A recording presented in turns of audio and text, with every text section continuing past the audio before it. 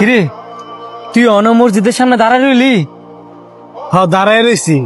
তুই আমার বন্ধু না কেরে? আমি হিন্দু দিকা তখন মসজিদের সামনে দাঁড়ানো কি নিষেধ নাকি?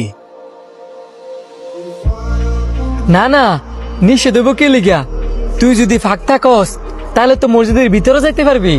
বন্ধু, আমি না একটা জিনিস লক্ষ্য করলাম, তখন মুসলমান ধর্মের মধ্যে আর আমাকে হিন্দু ধর্মের মধ্যে একটা পার্থক্য আছে। আর ওটা পার্থক্য তো থাকবোই, তগ ধর্ম আলাদা আমগো ধর্ম আলাদা। তুই বুঝস নাই আমি কোন পার্থক্যের কথা কইছি? এই যে তখন মসজিদের মধ্যে ধনী গরিব ছোট বড় সবাই একসাথে নামাজ পড়ে।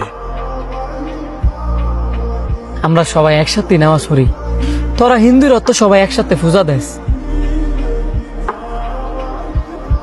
না, আমগো মন্দিরের মধ্যে গেলে বড় লোকরা আগে পূজা দেয় আর গরিবরা পরে।